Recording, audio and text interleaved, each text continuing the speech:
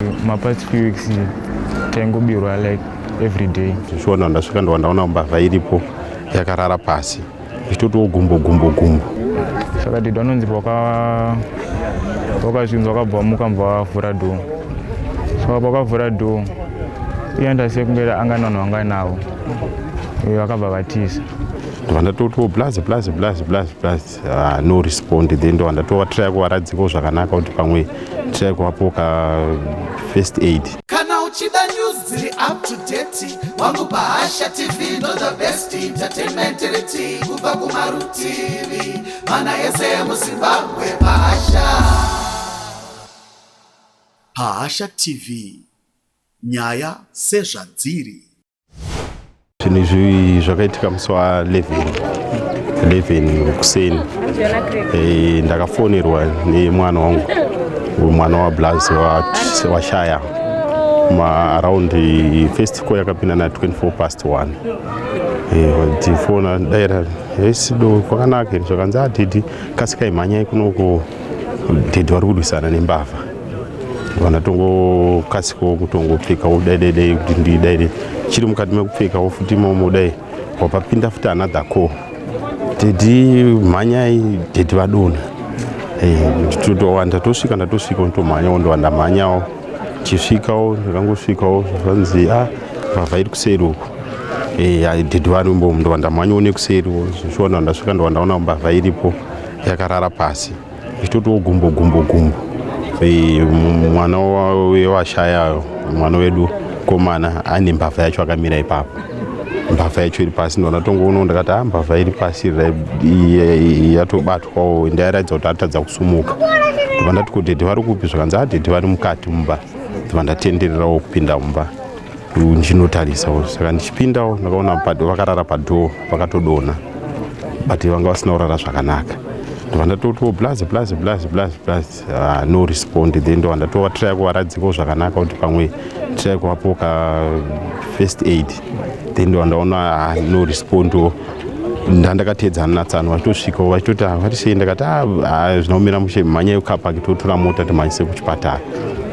Tobva tatongo vachiuyawo totry kuvatakurawo post handiri 2 patime yacho ivovo tavatakura tatashingirira kuvabatirana tatati mumotikari tatati mumotawo vataendawo kuno kuchipatara chiri padhuze paMasa. Vataenda pamasawo tichisvikawo vakati havaite maemergency. Vatadaririkira kuenda kukwadzana 2 paWestview. Vatasvikawo takati munoitawo maemergency vakanzi tinoita maemergency. Vatatongopindawo vatongotorawo zvinhu zvavo zvekucheka kuona kuti munhu ari sei. Ndopa vakatongondidedzawo pasaidi zvakanzi apa chisina munhu apa. Mashaira wakaitawo pandakasvikawo vatatotangawo process kuendawo pachipatara. Mamiriro zvakaita pamusungo ari mapurisa here zvofamba sei nacho panoita idea? Musungo ari mumaoko memapurisa. Pane ukama vemusungo ndanzoti musungo panogara pakwadzana 4 pamira.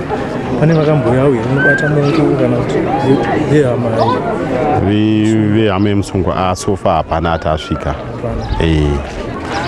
Bheri yawo zvatakwanisa kungopushawo process yacho kuti zvingodaidai mapostmortems aitwawo taanawo zauto postmortem iri kuti pane kurohwa kwakaitika.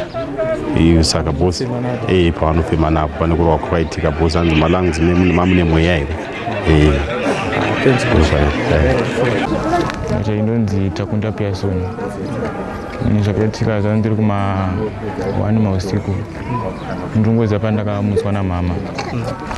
Ndaita zvokutovhundukawo chinzi baba vabata mbavha. Saka mama semataura anoita kusvika pandakazomuka vanotaura kuti mbavha yakapinda.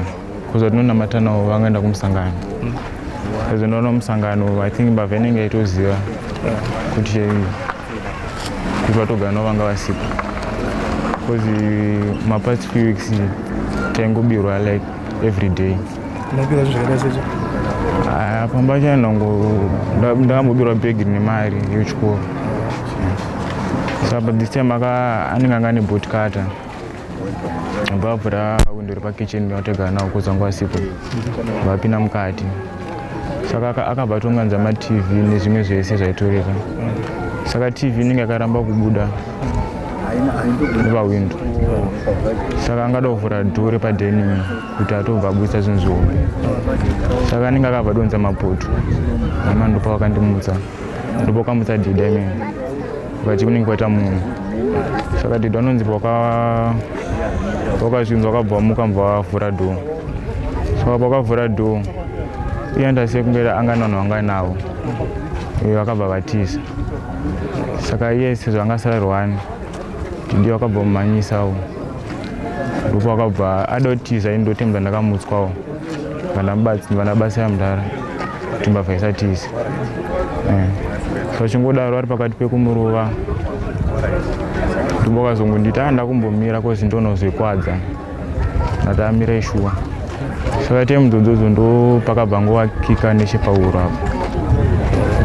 Saka tiye mudzodzodzo ndinobva toziva kuti vanenge vabva tokwara vavati ndipo vakabva vatadza kutangwa kufema kana kungoti pamwe zvichida baba vanoita nekurwa munhu. Saka ndo panga dotiza mbana nomubata ndodhidi pakati setoti asatize. Saka ndofunga kuti patemu dzacho dzaidaro I think waitonzwa kuti mukati mavo vanga vasisina mweya. Saka hapanozomboita 2 minutes ndopakabva vatadza kufema. Ndopakanditi aenda kupinda mumba chifonda baba munini ndakufunda mapurisa ndazoti kwaita mbavha. Ndo musikana pakabva fona kozi ndine mbavha ndisoti isatize. Saka yatikira panze. Saka chingodaro ndopakabva tora poto ada kutorwa mudhara kuti achivapedzisa. Ndopakana ndabata vanamukandira pasi. Saka tianzoti ndomudhara pakabata pila remba kusagonomira ega. Ndopakabva pina mukati achonga ada kunopfeka sheti kozi angangomuka neshoti. Saka time dzodzo sezvo akabva nodonera mubedroom nemwana ndakarara. Saka takazongonzwa mhiri yemwana kurira. Saka mupano wangu ndakazondiudza kuti dhedhi wadonera mwana akarara. Ndomama pakamhanya mumba unoona dhedhi akadonha.